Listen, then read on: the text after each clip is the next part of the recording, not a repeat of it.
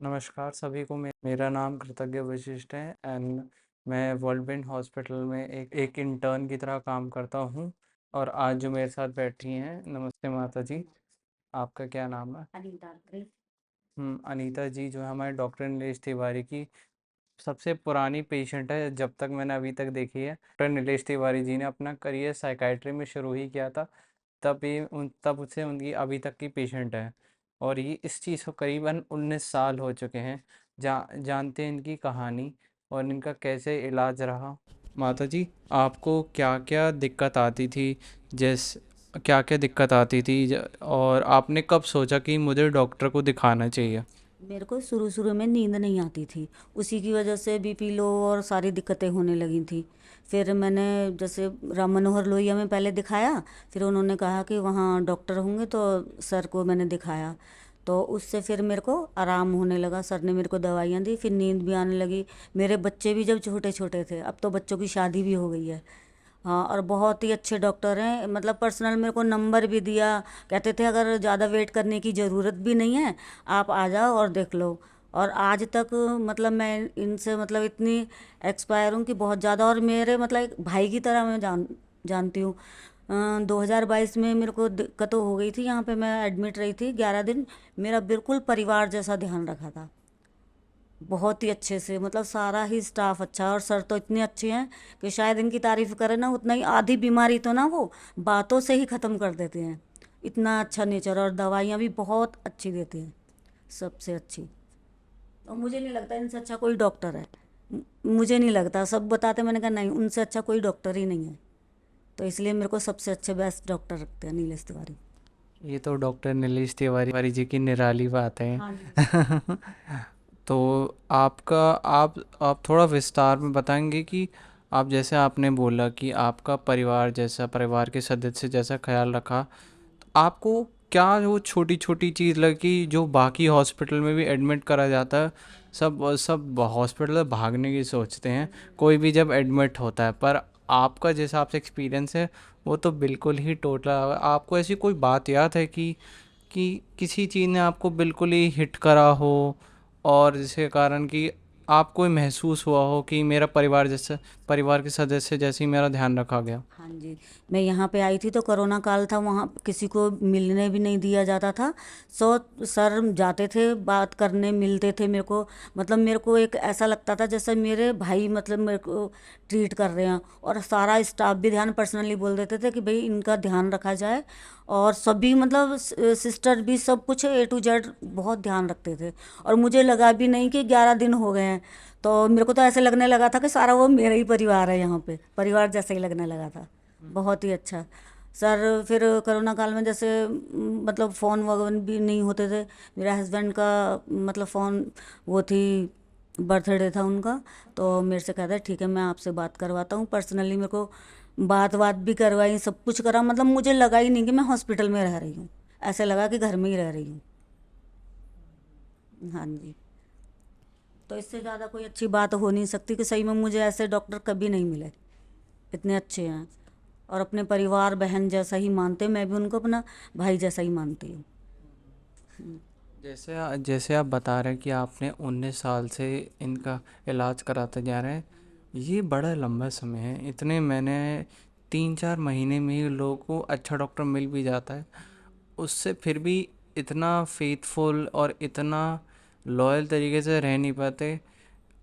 मैंने in general देखा है कि लोगों 3 महीना और ज़रा सा भी बदल जाए, स्टेट वगैरह, जगह वगैरह, शहर में ही, शहर के अंदर जगह बदल दो, तो भी लोग हेजिटेंट होते हैं एक डॉक्टर पर टिकने के लिए। आप इतने साल से कैसे आप टिक गए? नहीं सर, वहाँ पे राम मनोहर लोहिया में तो बहुत डॉक्टर, जैसे सर वहाँ से आ गए थे तो इनकी जगह और भी डॉक्टर आए थे। लेकिन मतलब जो सर में बात है ना, वो मेरे को किसी में नहीं लगी।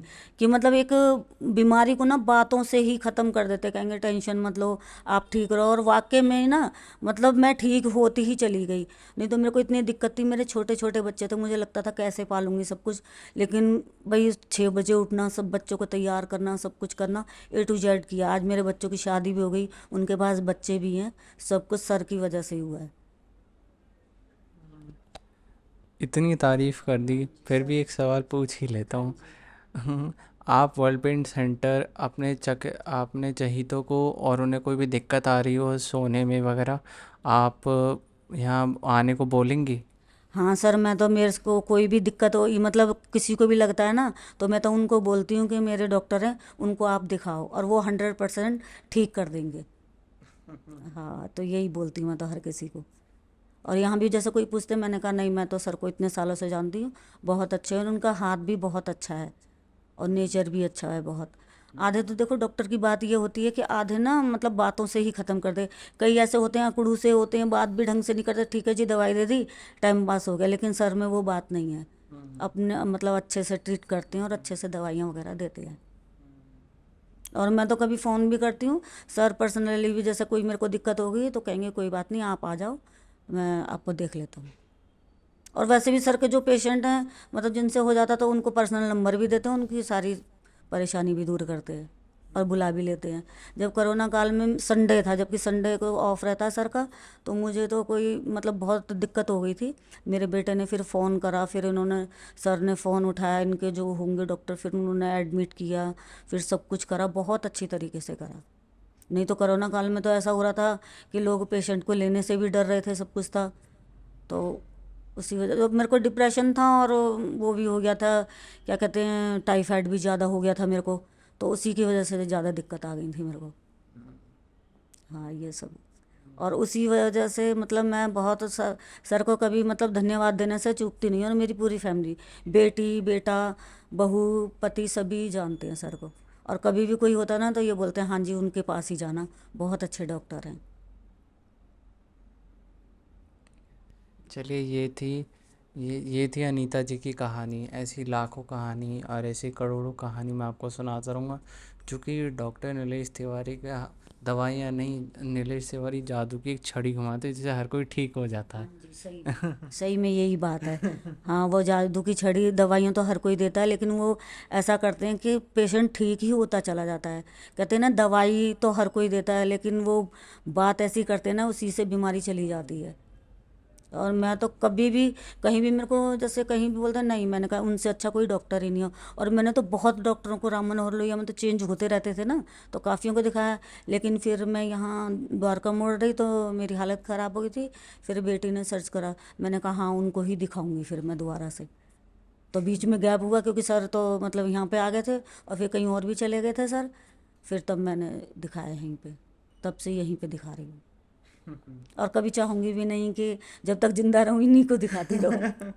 हाँ, हर किसी में बात नहीं होती ऐसी। वो तो है, दवाइयाँ सब देते हैं, इलाज कोई नहीं हाँ देता। जी सर, बात यही सही बात है कि दवाइयाँ तो देते हैं, लेकिन ना हाथ में कहते हैं ना यश हर किसी के नहीं होता है बेटा, ये बात होती है। तो नेचर भाई बहुत अच्छे हैं और बहुत ही अच्छे डॉक्टर हैं। मैं मतलब क्या तारीफ़ करूँ इनकी, इतनी बहुत ही अच्छे हैं।